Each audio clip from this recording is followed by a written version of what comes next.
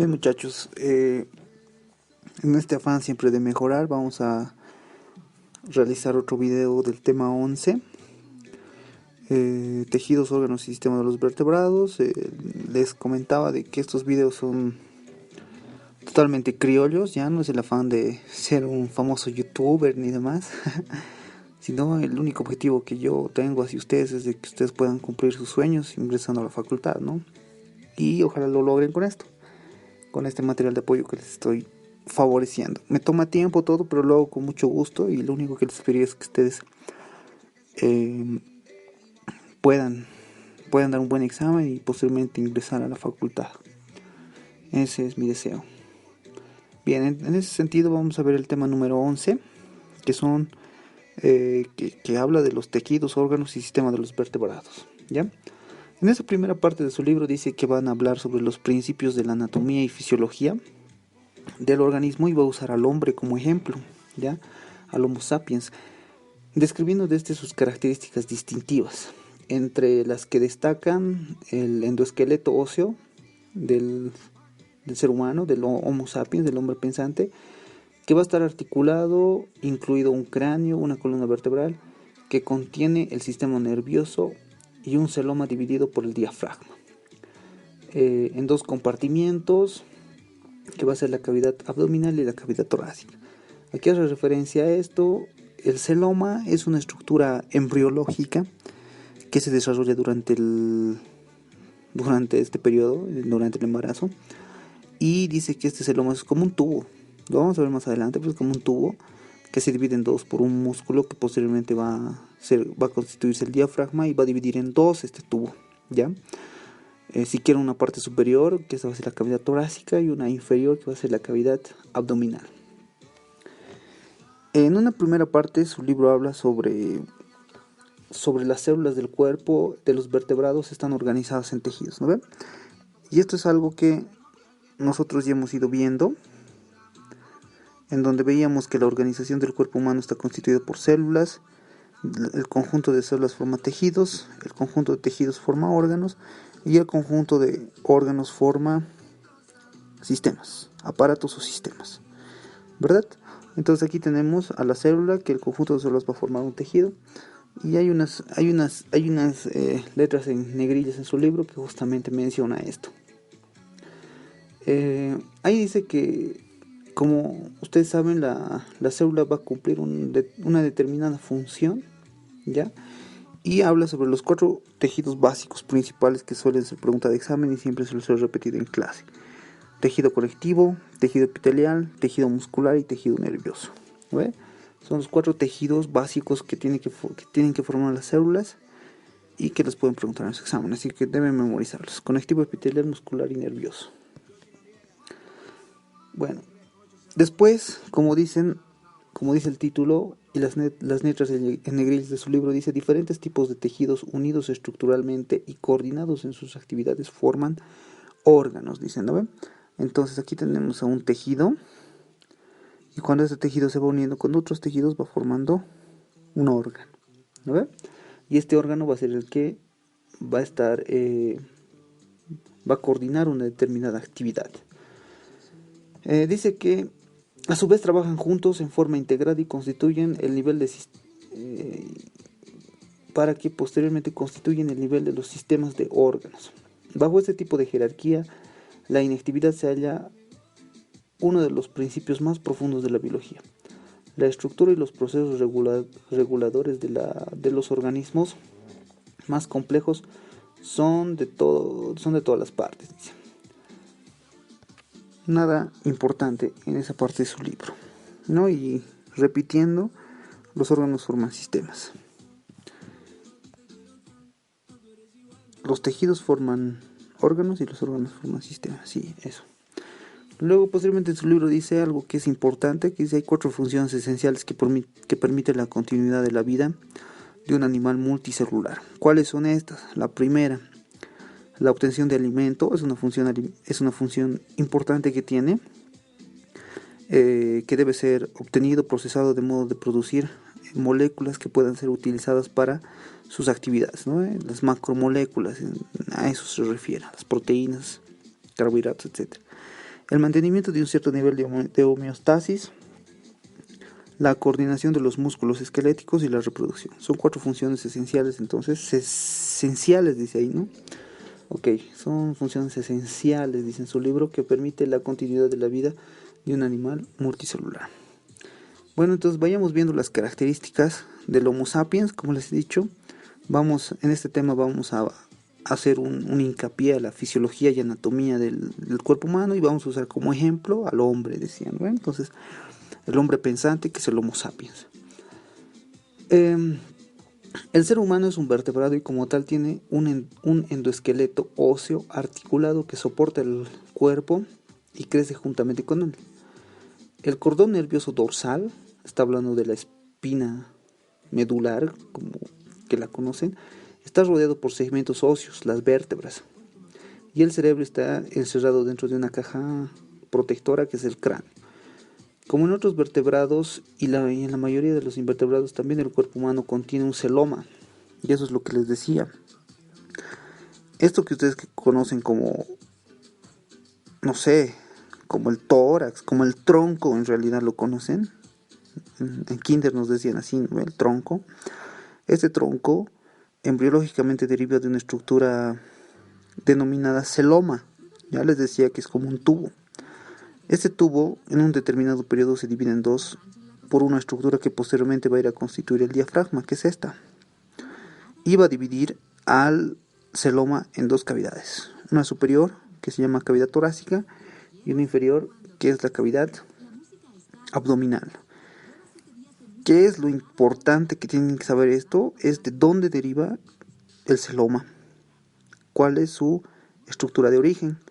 Y en su libro dice que el celoma deriva de la capa embrionaria denominada mesodermo. ¿Ya? Entonces es importante que sepan. ¿Qué más dice? En los humanos y otros mamíferos el celoma está dividido en 2 compartimientos. Ya les he explicado cuáles. En los 2 más grandes, dice, ¿no ve? Que es la cavidad torácica y la abdominal.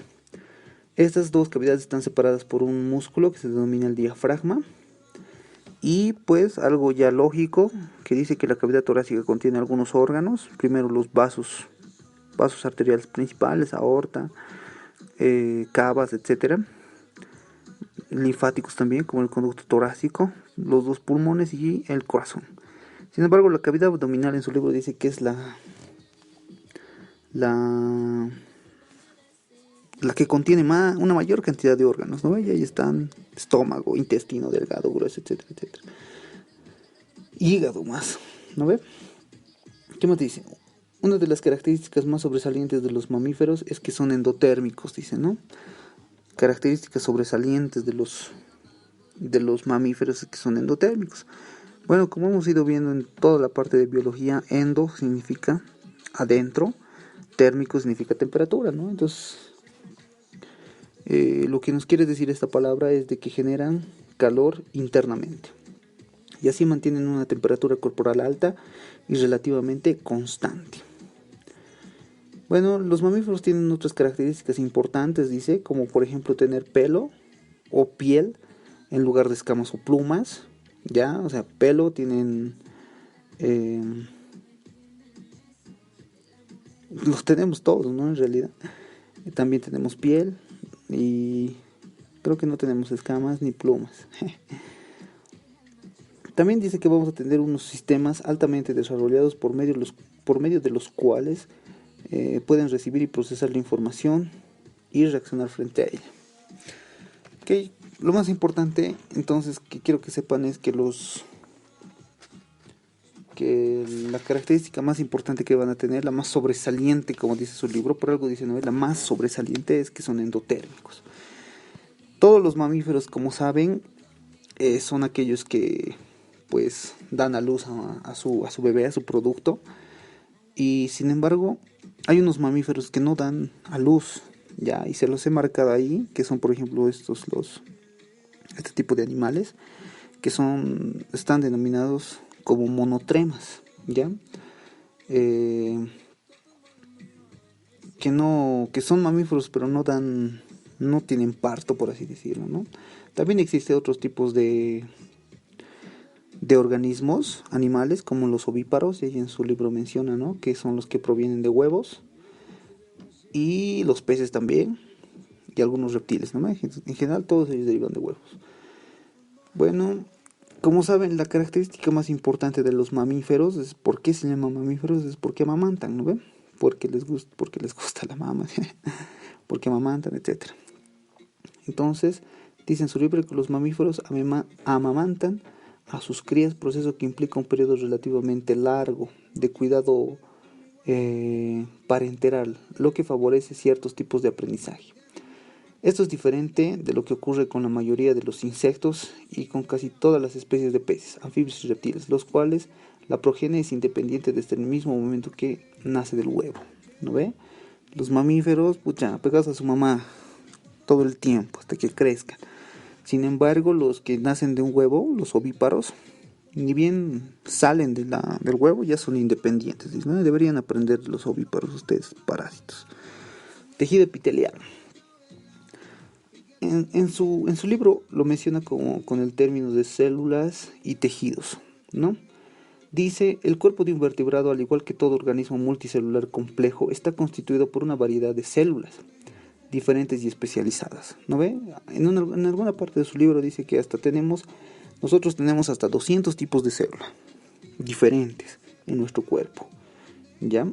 Y millones de células en total, ¿no? Pero las células están organizadas en tejidos, que ya les había mencionado, ¿no? Un conjunto de células hace un tejido. Entonces ahí en su libro dice, las células están organizadas en tejidos, que son un grupo de células que llevan a cabo una función unificada. O sea, toda célula que forma un tejido tiene que cumplir una función igualita a las demás células, ¿no? En conjunto, una función en conjunto. Dice, diferentes tipos de tejidos unidos estructuralmente y coordinados por sus actividades forman órganos como el estómago y el corazón. Ahí dice el dato que les decía, se puede distinguir aproximadamente 200 tipos diferentes de célula en el cuerpo humano, que se suelen clasificar en solo 4 tipos: tejido epitelial, tejido conectivo, conjuntivo, muscular y nervioso. El tejido conectivo también se llama conjuntivo, por si acaso, ¿ya? Esos son los, como hemos mencionado hace momentos atrás, los tejidos básicos. Luego, en negrillas en su libro dice, el tejido epitelial se constituye de una cubierta, ¿ya? Para el cuerpo y sus cavidades. Los tejidos epiteliales se clasifican de acuerdo a la forma de las células. Ok, entonces vamos a usar esta imagen para poder explicar aquello. El tejido epitelial, chicos, yo siempre digo que es como el estuco, digamos, o como la pintura que puede tener tu pared, ¿no? Es solamente para revestirlo, para que sea más bonito, etcétera, etcétera. ¿No? Igualito. O sea, lo que quiero que sepan es que el estuco o la pintura reviste internamente tu casa y también externamente, ¿no? Lo mismo, esa misma función cumple el tejido epitelial, revestir tu cuerpo internamente y externamente. Y dice que se divide el tejido epitelial según la forma de sus células que tiene, ¿ya? Es así que tenemos primero el tejido epitelial escamoso o tejido epitelial de células planas, tejido epitelial de células cúbicas, tejido epitelial de células cilíndricas, pero en su libro dice columnares o prismáticas, dice, ¿no ven? ¿A qué hace referencia a esto? El tejido epitelial, chicos, es como la cerámica de sus alas. Se ubica en la cerámica que está revistiendo sus alas, ¿no? Son planas, no sé, qué características más pueden tener. Y no sé, en algunos casos son irregulares, pero generalmente son cuadradas, ¿no? Pero, o sea, eso hace referencia el tejido escamoso, como las escamas del pez, obviamente. El tejido cúbico es como están viendo aquí, cada célula tiene la forma de un cubito, ¿no ven? Eso es el tejido cúbico. Y por último, el tejido epitelial también se va a clasificar en estas células que se llaman columnares, haciendo referencia a una columna, esas que hacen para construcción, ¿no ven? Lo que nosotros conocemos como pilares, o también prismáticas, ¿no? Entonces ya saben cómo se clasifica el tejido epitelial: plano, escamoso, plano o escamoso, cúbico y prismático o columnar. ¿no? Cilíndrico también se llama este último. Listo, pero también dice que el tejido epitelial se clasifica por el número de capas que tiene, ¿ya? Ustedes saben que las cebollas tienen capas, los ogros también tienen capas, también el helado napolitano. ¿Qué más tiene capas? Todas esas cosas tienen capas, no sé si alguna cosa más tendrá capas. Pero si se dan cuenta aquí viendo la imagen objetivamente, todos los de arriba tienen una capita de células planas, una capita de células cúbicas y una capita de células columnares. Sin embargo, las de abajo, fíjense, tienen 1, 2, 3, 4, 5, 6, 7 capas. Aquí el tejido cúbico tiene 2 capas. Aquí 1, 2, 3 capas. No, esta es 1, 2, 3, 4 capas tiene, por ejemplo, ¿no ven? Entonces, según el número de capas que tiene el epitelio, ¿ya? Se pueden clasificar en simples, una sola capa, como están viendo acá, o también el tejido epitelio se puede clasificar en estratificado, si tienen más de 2 capas, como estas que están viendo aquí en la parte de abajo, ¿ya? Entonces, de esas dos maneras se clasifica el epitelio, según la forma de las células y según la cantidad de capas que tenga ese tejido, ¿ok? ¿Qué dice en su libro? Bueno, aparte dice, ya hemos mencionado esa parte. Continuamos con la lectura y dice, puede estar formado por una sola capa de células, ¿no ve? Como están viendo en la parte superior, que son que es el tejido epitelial simple, como el revestimiento interno de la circulación, dice, ¿no? Una sola capita de células. Ese es el epitelio simple. Sin embargo, el epitelio estratificado dice como la capa externa de la piel tiene varias capas, ¿ya? A eso hace referencia, ¿ya? Entonces, espero que esté entendida esa parte, ¿ya? ¿Qué más? Diversas uniones, y aquí se los he puesto más abajito. Estas células pues no pueden estar así nomás, tienen que estar unidas por algo, ¿ya? Y dice que están unidas por uniones celulares, que hay de 3 tipos, que puede ser pregunta de examen, apréndanselos. Solo tienen que aprender cuáles son, no en qué consisten, así que está fácil. Las uniones celulares por las cuales estas células aparecen pegadas entre sí, como están viendo en la imagen, toditas están pegaditas, ¿no ven? Es porque existen los desmosomas, uniones estrechas o interpuestas y zónulas adherentes. Ya, entonces esas son las uniones celulares que pueden ser pregunta de examen. Ok. Listo, eso es lo más importante del tejido epitelial. Vayamos a tejido conectivo. El tejido conectivo, muchachos, es como están viendo acá, ¿ya? Estas partecitas de blanco que están viendo, nosotros vamos a denominar sustancia fundamental. Luego está como si tuviera hartos pelos, ¿no ven? Esas van a ser las fibras. Y nosotros aquí estamos viendo unos puntitos que son los núcleos de unas células, ¿ya? Entonces, para no confundirles, vayamos definiendo qué es el tejido conectivo, ¿ya? El tejido conectivo es un tejido básico del cuerpo y cumple las determinadas funciones que son la de sostén y de protección, ¿ya? Sostén y protección. Esto ya sería como el muro de nuestra pared, se ubican como los ladrillos de nuestra pared, así que le da el sostén y el apoyo. Y además nos protege, ¿no ve? Las paredes del medio externo, igualito es el tejido conectivo. Y después del tejido conectivo nosotros lo revestimos con epitelio. Quizá no he dado las funciones del epitelio y es que es variable, ¿ya? Tiene diversas funciones, no tiene una sola. El epitelio, aparte de revestir todo el cuerpo, tanto interna y externamente, tiene diferentes funciones, absorción, secreción, etcétera, etcétera. Sin embargo, no les voy a confundir en este sentido y vamos a hablar del tejido conectivo. El tejido conectivo, chicos, ya saben su función, apoyar y proteger, y todo lo que es función es pregunta de examen, ¿ya? Dice que está compuesto por algo importante, lo van a subrayar en su libro, y el tejido conectivo está compuesto por una matriz, ¿ya? Eso es lo que tienen que saber. Todo esto es una matriz.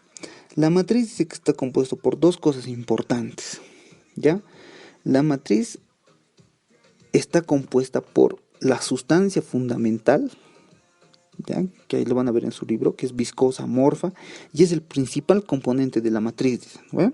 Y esas las cositas blancas que están viendo aquí, todos esos espacios que están viendo ahí de blanco, esa es la sustancia fundamental, una sustancia viscosa, sin forma, amorfa, ¿ve? Principal componente de la matriz. Y el otro componente de la matriz extracelular, de la matriz, no dice en su libro extracelular, pero es una matriz extracelular, son las fibras, ¿ya? Entonces, la sustancia fundamental es este blanquito y las fibras son esos pelos que están viendo ahí, ¿ya? Entonces, esos son los dos componentes importantes de la matriz, sustancia fundamental y fibras, no se olviden. ¿Qué más dice en su libro? A ver, la matriz extracelular está formada por polisacáridos y proteínas secretadas localmente formando una intrincada red, dicen, ¿no ve? La matriz es como una red, dice, y ahí están viendo, es una red así, que bien trucha, pero una red al final. Ahí dice que la sustancia fundamental es la más principal, el componente más principal, etcétera. Ahí lo pueden ver en su libro, ya lo he explicado de todas maneras. La matriz también contiene fibras, dicen, ¿no ven? Estas fibras que están viendo como cabellos, ¿no ves? En realidad el tejido conectivo es como la gelatina, pero póngale ahí cabellos, así es el tejido conectivo. ¿Qué más dice? Los tejidos conectivos se agrupan según las características de su matriz extracelular. Todos presentan una población relativamente estable de células, ¿ya? Aquí ustedes seguramente lo van a ver después, cuando entren a histología, de que este tejido conectivo tiene células, dos tipos de células tiene el tejido conectivo. Unas células residentes y unas células migratorias o transitorias. Entonces, las células residentes son las que nacen, crecen y mueren en el tejido conectivo. Sin embargo, las células transitorias son las que nacen en la médula ósea, van de paseo al tejido conectivo y mueren en la médula ósea. ¿Entienden? Generalmente estas células residentes a las que están de paseo por el tejido conectivo son toditos los glóbulos blancos. Toditos, ¿ya? Entonces tengan en cuenta eso. Dice ahí en su libro que presentan una población relativamente estable, dice, ¿no ven? Estable, eso significa que están ahí, todo el tiempo están ahí. Y entre la principal célula que menciona en su libro dice que son el fibroblast o los fibroblastos, ¿ya? Tienen que saber qué función cumple, ¿ya? Dice, los fibroblastos son las células más abundantes del tejido conectivo, dice, ¿no ve? Aparte ese dato, imagínense, las más abundantes. Y son estas cositas, estos puntitos negritos que están viendo, esos son los fibroblastos, ¿ya? Aquí tenemos una imagen más riquita de los fibroblastos. ¿Pero qué función cumplen? Dice ahí en su libro, sintetizar fibras, aquí están, ¿no? Fibrillas, colágeno fibrils, dice que son fibrillas de colágeno. También dice que genera los glúcidos de la sustancia fundamental o de la matriz extracelular, aquí están. También produce otro tipo de fibras que son las fibras elásticas, etc. En su libro solamente dice que la principal función es sintetizar fibras y los complejos de la sustancia fundamental, ¿ya? Suele ser pregunta de examen, ¿quién sintetiza la sustancia fundamental? Puede ser, entonces ya saben quién sintetiza la sustancia fundamental, los fibroblastos. O también la pregunta puede ser, ¿qué función cumplen los fibroblastos? Ya es importante, pues son las células más abundantes del tejido conectivo. ¿Qué más dice? Los macrófagos fagocitan células y partículas extrañas que participan también en la respuesta inmunitaria. Por otra parte, hay adipocitos, células especializadas en el almacenamiento de lípidos, que también puede ser pregunta de examen. También hay células de paso, dice, células de paso que están de paseo por el tejido conectivo, y entre ellos son los linfocitos, plasmocitos, neutrófilos, eosinófilos, basófilos y monocitos. Lo que les decía, en este tejido conectivo va a haber dos tipos de células, unas células estables, dice en su libro, que nacen ahí, crecen ahí, mueren ahí, que son, en su libro menciona 2 células, en realidad son 5, 4 para algunos autores. En su libro menciona solamente los fibroblastos y los adipocitos. Esas están ahí constantemente, no se mueven para nada. Función de los fibroblastos: se sintetizan fibras y sustancia fundamental. Función de los adipocitos: almacén de lípidos. Ahí también luego están los pericitos más y los mastocitos más. Ya, porque no me digan que no sé. Y En su última parte de su libro dice que hay células de paso, que están de paseo, ¿ya? Y generalmente son todos los glóbulos blancos, toda la clasificación de los glóbulos blancos, linfocitos, plasmocitos, neutrófilos, eosinofilos, basófilos y monocitos, que los vamos a ir viendo más adelante, seguramente. Nos apuramos. Fibroblastos, función, importante. Adipocitos, función, importante. Y vamos a ver. Los principales tejidos conectivos dice que son el sanguíneo, el linfático y el óseo. ¿Ya? Aquí, en esta parte de su libro hace referencia de que el tejido conectivo sanguíneo y linfático están incluidos en una matriz extracelular que es un fluido acuoso, dice, ¿no? Obviamente la sangre es acuosa, ¿no? Es líquido. No es tan gelatinosa como lo hemos visto hace rato, sino es más acuosa. Sin embargo, a diferencia de estas dos, el tejido conectivo óseo está inmerso en una estructura rígida, ya ni siquiera ya ni siquiera gelatina, ¿no? Sino dura. Entonces esos son los principales tejidos conectivos. A esos también se los llaman tejidos conjuntivos especializados, sanguíneo, linfático y óseo. Ahí falta el cartilaginoso más. Vayamos viendo el tejido óseo. La matriz extracelular del hueso, dice, por contraste, está impregnada por cristales duros compuestos de calcio. ¿Ya? Eso en realidad se llama hidroxiapatita de calcio, se llama. ¿Ya? Esa hidroxiapatita de calcio es la forma que almacenamos o guardamos calcio en nuestros huesos, y esa es esa sustancia dura que dice, ¿ya? Son los cristales de hidroxiapatita de calcio. Pero ustedes saben ya, desde kinder creo, que los huesos están compuestos de calcio, ¿no ve? Así que cuidado que se estén rayando. Les da rigidez y dureza a los huesos, dice, sí, por supuesto, son las estructuras más duras de nuestro cuerpo. Yo diría las segundas más duras. Para los que han entendido está bien. Esto permite al tejido óseo proporcionar un sostén al cuerpo, dice, ¿no ve? Todo lo rígido, todo lo duro, sostén al cuerpo, ¿no ve? Como la pared celular, como ahora los huesos, etcétera. Ya hemos visto, ¿no ve? Todo lo que tiene rigidez, dureza, sostén. Sin embargo, al igual que otros tejidos conectivos, el hueso es una materia viva, dice. El hueso había sido una materia viva, a pesar que es dura, y está formada por células, fibras y sustancia fundamental. Todo tejido conectivo tiene eso. Todo tejido conectivo está compuesto por fibras, células y sustancia fundamental. ¿Ya? Entonces, igual el hueso, como es un tejido conectivo, tiene que estar compuesto por lo mismo. ¿Ya? Entonces, ¿qué dice aquí en su libro? Posteriormente en su libro dice que tenemos nosotros dos tipos de hueso. ¿Ya? Aquí principalmente habla de los huesos largos, dice, ¿no ven? Los huesos largos, como el fémur, están formados por hueso esponjoso, dice, ¿no ven? ¿Cómo se llaman estas partes de acá? Aquí están, ¿no ven? Las epífisis, la diáfisis y la otra epífisis. Las epífisis de los huesos largos, chicos, están formadas por dos tipos de hueso. Tienen que saber muy bien eso. Si se dan cuenta, hay uno que está rodeando, por aquí, por donde está yendo el cursor. Todo eso se llama el hueso compacto, ¿ya? Hueso compacto se llama. Sin embargo, por dentro hay unas estructuras que parecen como una esponja, digamos, ¿no ve? Y esto se llama el hueso esponjoso, ¿ya? Entonces, si ustedes les preguntan cuántos tipos de hueso tenemos, ya saben que tenemos dos: hueso compacto y hueso esponjoso. El hueso compacto generalmente se encuentra en todos los huesos. La única función es rigidez, ¿ya? Y dureza, nada más. Pero sin embargo, la función que tiene el hueso esponjoso es la de la hematopoiesis. ¿Y qué es eso? Es crear sangre. Aquí se crea la sangre, chicos, en estas estructuras.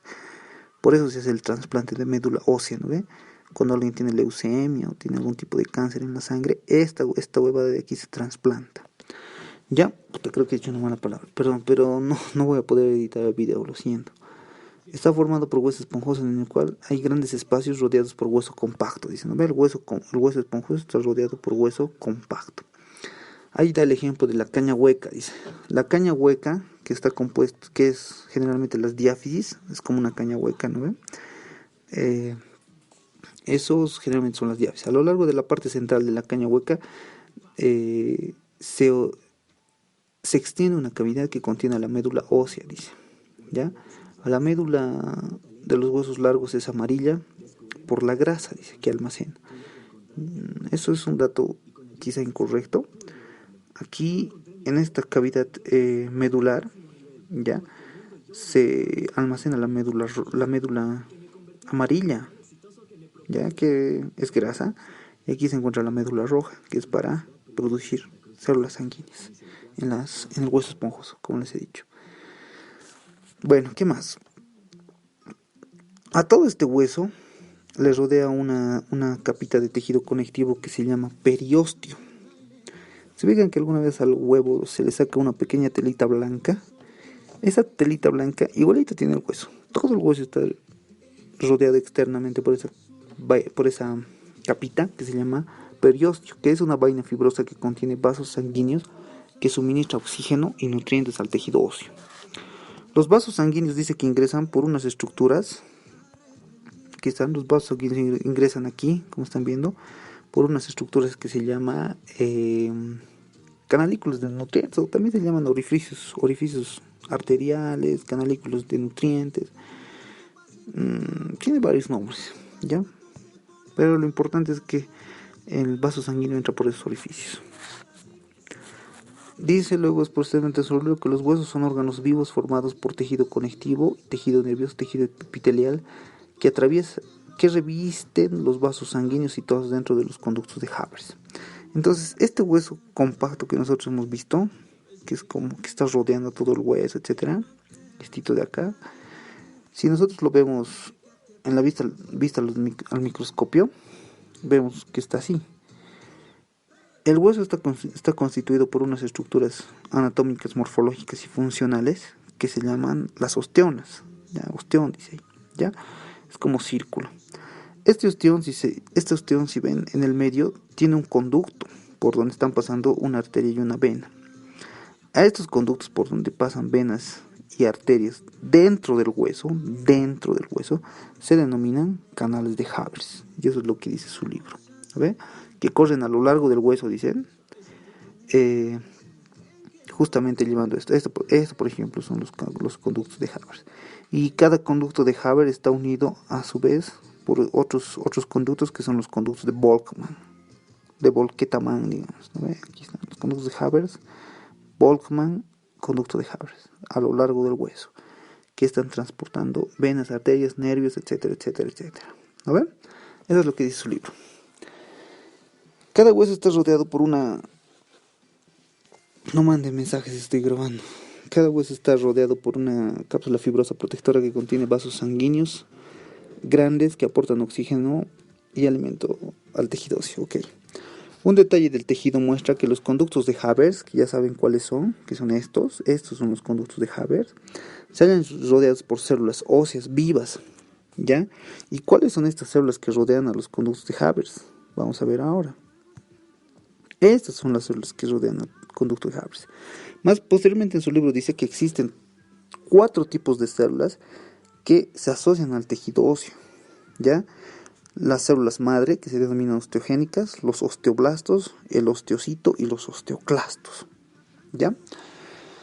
Vayamos viendo cada una de ellas. Las células de origen a los osteoblastos. Los osteoblastos, que son las que se diferencian para secretar médula ósea. Estos quizá, los osteoblastos, chicos, son los más importantes del tejido óseo porque secretan o porque crean matriz ósea. Ya, secretan matriz ósea, ¿ya? Entonces, lo que ustedes tienen que saber es de que el osteoblasto crea hueso y este changuito de acá, el osteoclasto, destruye el hueso, ¿ya?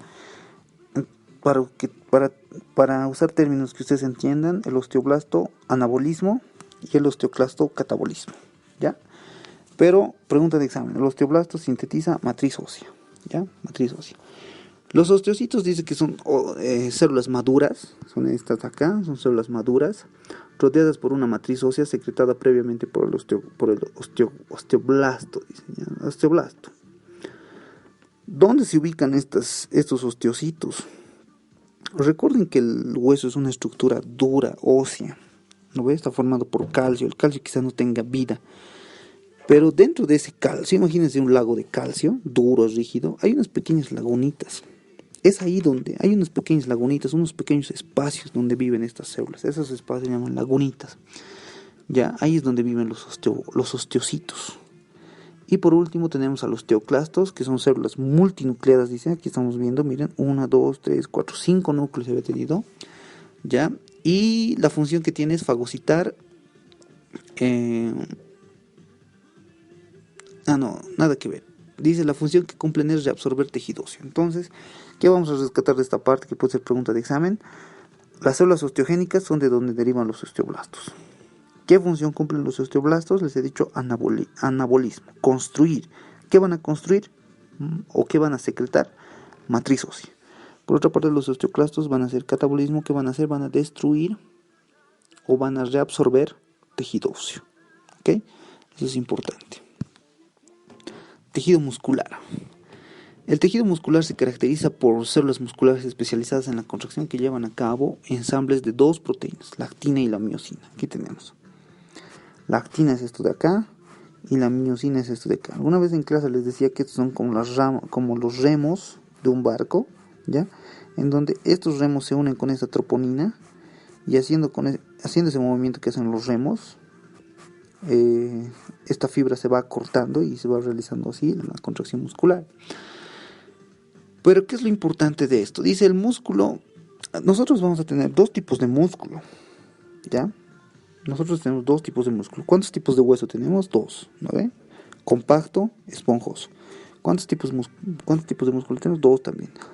Estriado y liso, ¿ya? Ya. Músculo estriado y músculo liso. El músculo estriado tiene dos tipos de músculo. Músculo esquelético y músculo cardíaco, y el músculo liso solamente es músculo liso. ¿Cuál es la característica más importante? Esto es una fibra muscular.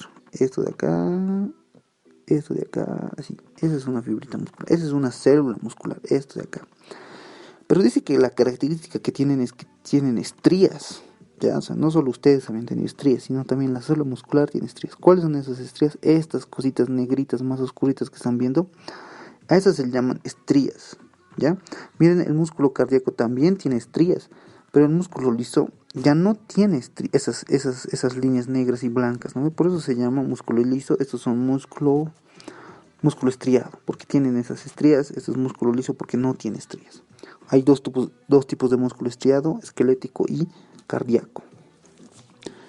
¿Qué dice? El músculo cardíaco está formado por células más cortas. Dice, ya las células del músculo son largas, bien, largas. Sin embargo, las células del músculo cardíaco son más pequeñas. Aquí, por ejemplo, miren, esta es una célula cardíaca. Esta de acá, una célula cardíaca, así chiquititas, son más chiquititas. Y tiene algunas diferencias con el que seguramente ahí en su libro dice, ¿ya? Las diferencias, ¿cuáles son entonces entre el músculo esquelético y el músculo cardíaco? El músculo esquelético son largas, el músculo cardíaco son cortas. El músculo esquelético tiene varios núcleos. Miren, aquí tiene 1, 2, 3, 4, 5, 6, puede tener miles de núcleos. Sin embargo, el músculo cardíaco, aquí tenemos, por ejemplo, una celulita que se lo estoy delineando con el cursor, y aquí tenemos dos núcleos. Ya solamente máximo el músculo cardíaco puede tener dos núcleos. ¿Ya? También tienen el aspecto estriado. Les he dicho que ambos son músculos estriados, pero la característica más importante va a ser la presencia de eso de acá, que es pregunta de examen. Discos intercalados, discos intercalares, como diga en su libro. ¿Cuál va a ser la función de esos discos intercalares? Va a ser de unir, como están viendo acá, aquí hay una célula muscular y aquí hay otra célula muscular cardíaca, une a las células musculares cardíacas entre sí, lo que proporciona una mayor adhesión e interviene en una rápida comunicación entre ellos. Entonces les dicen, unión de los discos intercalares, unión entre células cardíacas para una rápida comunicación entre ellas. ¿Ya? Solamente el músculo cardíaco tiene los discos intercalares. Pregunta de examen, por si acaso. ¿Qué dice? Posteriormente en su libro dice que el músculo liso está formado por células largas fusiformes. Esta es la forma fusiforme, por si no conocían, como que alargaditas y demás, con un núcleo central. El músculo liso solamente tiene un núcleo, ahí están viendo. Esto es una celulita de músculo liso. ¿Ya? A diferencia del músculo esquelético, cada una célula muscular lisa posee un solo núcleo, dice. El tejido nervioso está constituido por células nerviosas o neuronas que están especializadas en la recepción, procesamiento y transmisión de información. Listo. Aquí están las proteínas más importantes de la contracción muscular, la actina y la miosina, que hacen como una especie de remos. Hablaremos del tejido nervioso. De aquí, esto no es muy importante, pero no es muy importante, no da mucha información su libro, pero lo que quiero que sepan es de que nosotros siempre hemos dicho tejido nervioso, neurona y punto. No es así. El tejido nervioso está constituido por dos tipos de células. Las neuronas que ustedes conocen, y hay unas células que están agarrándole a estas neuronas, si se dan cuenta. A estas células se llaman células de la neuroglía, células de la glía o células de sostén, ¿ya? Y son las que se encargan de darle una estabilidad, apoyarle, nutrir en algunos casos a la neurona. Y es lo único que menciona en esa parte de su libro. Si van a leerlo, saben ya las funciones que cumple. La función que cumple, ¿no? La neurona, sin embargo, tiene dos tipos de prolongaciones. Dice, ¿no? Tiene un núcleo central, tiene el cuerpo de la neurona, tiene dos tipos de prolongaciones, las dendritas y el axón. ¿No ves? Eso ya, por demás, yo creo. ¿No ve? Listo. Órganos y sistemas. El cuerpo de los vertebrados comprende una variedad de células organizadas en 4 tipos de tejidos, que son grupos de células que comparten una función similar. Les decía, los órganos que ya han formado los tejidos van a formar aparatos o sistemas. ¿No ves? Los órganos forman aparatos o sistemas. Estos son los aparatos. ¿Qué son los sistemas? Aparatos y sistemas. Aparato circulatorio. Vamos a ver ahorita. Pero lo que quiero que se queden con órganos y sistemas.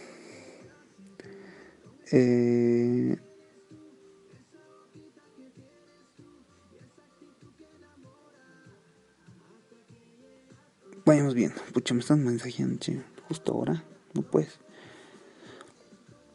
En el siguiente nivel de organización, diferentes tipos de tejidos unidos estructuralmente y coordinados en sus actividades forman órganos. Los órganos que trabajan juntos en forma integrada y se desempeñan una función en particular constituyen los siguientes sistemas de nivel de organización. Sistemas u órganos. No habíamos visto, no estoy seguro, ¿ya? Pero los órganos, los aparatos, vamos a desactivar mis datos.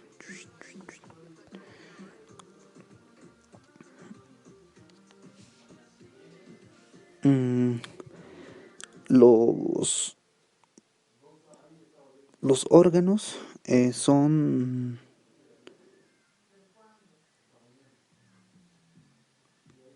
ya.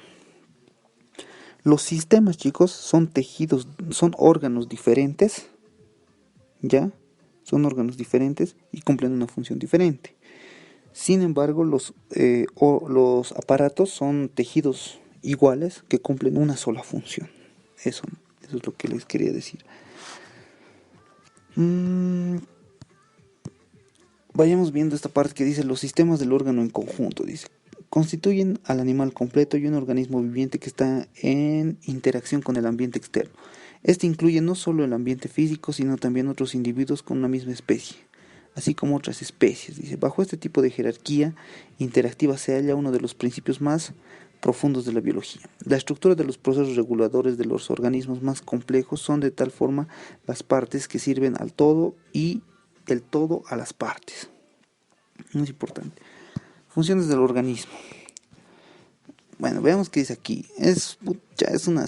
Aquí en las funciones del organismo no menciona como tal cuáles son sus funciones, más menciona cuáles son las problemáticas. Sin embargo, si ustedes van a leer esta parte de su libro, dice el problema principal para cualquier sistema vivo, dice, es el que plantea la segunda ley de la termodinámica, que es mantener un alto nivel de organización característico frente a la tendencia universal hacia el desorden. Un segundo problema al que enfrentan los organismos vivos es mantener un ambiente interno relativamente constante, que es la homeostasis. Un tercer problema que enfrentan los animales tiene dos aspectos. En primer lugar, la homeostasis, que exige la coordinación de actividades numerosas que constituye el organismo, de modo que los tejidos y órganos respondan a las necesidades fisiológicas generales que cambian con las fluctuaciones del ambiente.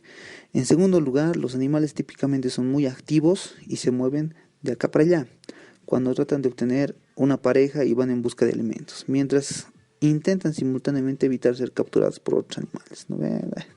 Mucha lata, si se dan cuenta. Una vida de, una vida de movimiento activo exige recibir y procesar información del ambiente externo y traducirla en una coordinación de los músculos esqueléticos coordinada y apropiada. Hay dos sistemas de, hay dos sistemas principales de control, dice, ¿no ve? Todo tu cuerpo ya está controlado o por hormonas o por tu raciocinio, por tu manera de pensar, ¿ya? Cuando piensas en reproducirte, están actuando tus hormonas. Pero cuando dices, no, no estoy en edad, estás usando tu cerebro. ¿Entiendes? Entonces, hay dos maneras de controlar que tiene el animal. Nosotros somos unos animales pensantes. El sistema endocrino, que son las glándulas secretoras y sus productos, que son las hormonas, y el tejido nervioso. ¿Ya? Esos son los dos sistemas principales de control del cuerpo. Hormonas y tejido nervioso. El cuarto desafío que encara un organismo que puede ser un problema o no es multiplicarse. Dice, no, definitivamente es un problema, ¿no? El peor, el multiplicarse. El imperio biológico de reproducirse es enorme. Los animales dedican gran parte de su energía y de sus recursos a enfrentar este desafío. La reproducción puede llevarse a cabo en una variedad de formas, pero en los mamíferos siempre la manera de reproducirse es sexual. Y siempre implica la formación de gametos, que son células sexuales, tanto femeninas como masculinas, que la unión de estas van a dar lugar al cigoto. Ya, el cigoto, ni bien se une el espermatozoide con el óvulo, forman el cigoto, que también se llama huevo. ¿Ya? Y el desarrollo del cigoto hasta convertirse en un individuo adulto. ¿Lo ve? Entonces, hay una ciencia que estudia este proceso que es desde la fecundación, desde la formación del cigoto hasta el nacimiento, que es la embriología. ¿No ve? Con eso habríamos terminado todo. Cualquier duda en los comentarios o me escriben o escriben al grupo del Facebook. Y no soy youtuber, solo quiero que den un buen examen. Bien muchachos, bye.